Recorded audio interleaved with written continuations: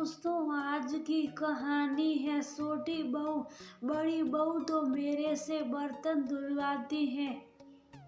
दोस्तों, कहानी शुरू करने से पहले अगर आपने चैनल को सब्सक्राइब नहीं किया हो तो कर लीजिए ताकि आपके पास पहुंच सके हर नया वीडियो अंदर तक कांप गई। अच्छे से जानती हैं कि जो भी वह फोन पर अपनी छोटी बहू या अपनी दोनों बेटियों नंदों से बोलती हैं, सब झूठ एक समीक्षा ही है जो उनकी हर उल्टी सीधी हरकतों को बर्दाश्त करते हुए भी उनके साथ निभा रही है।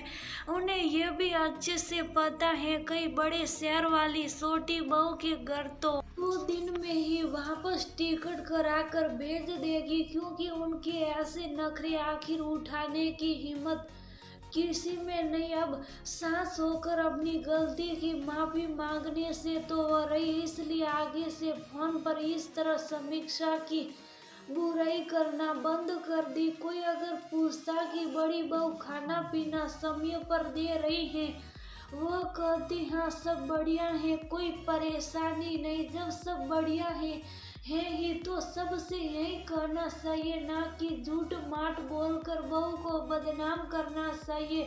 इतना मनसा देवी समझ गई थी। कुछ दिन बाद अचानक मनसा जी की ननद कमला जी घर आती है, सबसे अच्छे से मिलती है, मगर बहू समीक्षा को देखकर उनका मुंह बन जाता है। समीक्षा जैसे ही उनके पैर सुने उनके पास आई तो वे बोली, रहने दो बहू, बहुत हुआ सम्मान, हम सब जानते, अगर करना ही है तो अपनी सास की सेवा किया करो। ये हमारे पैर छूकर नाटक करने की जरूरत नहीं। अरे मेरे कहने का मतलब है, जो अपनी सास की सेवा करता है उसे मेवा मिलता है। तुम बस हमारी भाभी का ध्यान रखा करो। है कर हंसने का दिखावा करने लगी।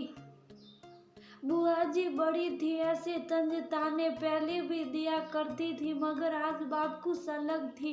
समीक्षा शुभ साफ अपने काम में लग गई। आखिर कुछ बोलती तो सार और सुनने को मिलता। थोड़ी देर बाद रसोई से आकर समीक्षा बोली, चलिए माँ जी, बुआ जी खाना टेबल पर लगा दिया है, चलकर खा लीजिए। हाथ धोकर टेबल पर सजा खाना देख कमला बुआ जी बोली, वाह, आज तो दाल बाटी सुरमा गट्टे की सब्जी बनाई है बहू ने। मगर भाभी, क्या तुम्हारी बहू ऐसे ही तरह तरह का भोज बनाती है और आपको खाना समय पर देती है, या फिर हमारे सामने ढोंग कर रही है?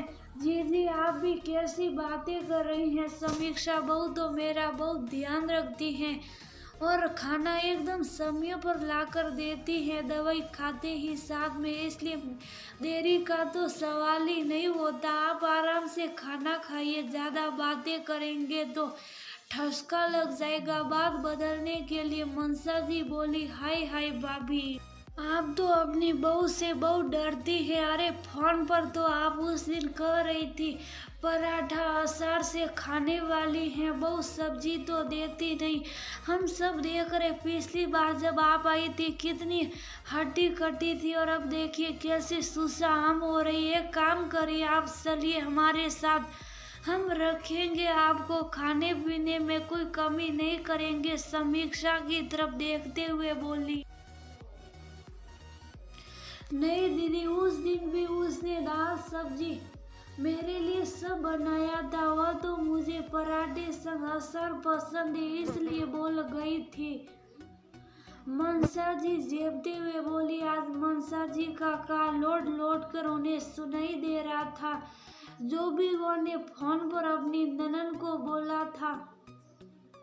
अब ननद सब कुछ सामने बोले जा रही थी, जिसे सुनकर उन्हें बड़ी शर्मिंदगी महसूस हो रही थी कि आखिर मैंने ये सब झूठ लोगों को बोला ही क्यों, क्योंकि जबकि सारी गलती खुद की थी। समीक्षा को तो हर किसी से खरी खोटी सुनने की आदत थी, मगर आज जब मनसा जी ने झूठ बोलना बंद कर दिया तो लोगों ने उल्टा ही समझ रहे हैं, सोच रहे बहुत से डर कर वे अब झूठ बोल रही हैं कि सब ठीक है, खाने पीने में कोई समस्या नहीं, बहुत समय से सब काम करके देती है।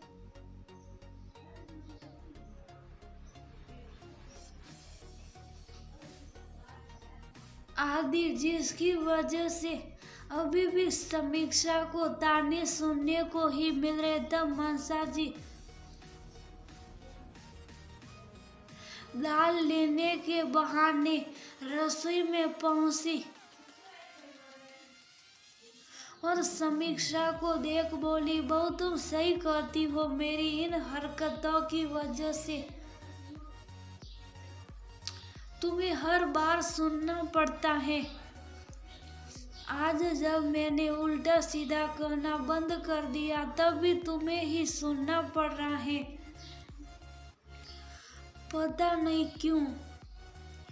मैंने लोगों का सॉफ्ट कॉर्नर पाने के लिए तुम्हें बुरा बना दिया।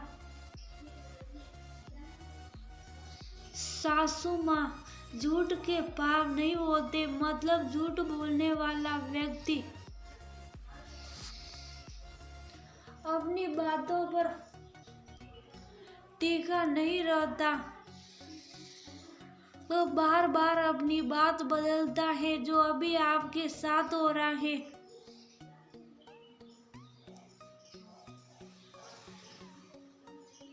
अगर आप ऐसे झूठ न बोलती तो आज आपके सस पर सवाल न होते। देख लिया हुआ क्या लासन कल भी मुझ पर लग रहे थे, आज भी मुझ पर लग रहे। अब आप कितनी भी सफाई देगी कोई आप पर विश्वास नहीं करेगा। काश आपने मेरे साथ ऐसा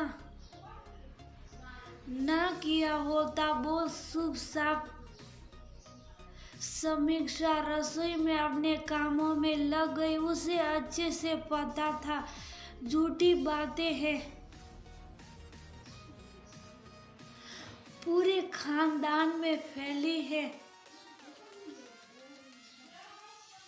किस किस को सफाई देते फिरेंगे और बोलेंगे भी तो यकीन कौन करेगा, क्योंकि इस दुनिया में झूठ का हमेशा बोलबाला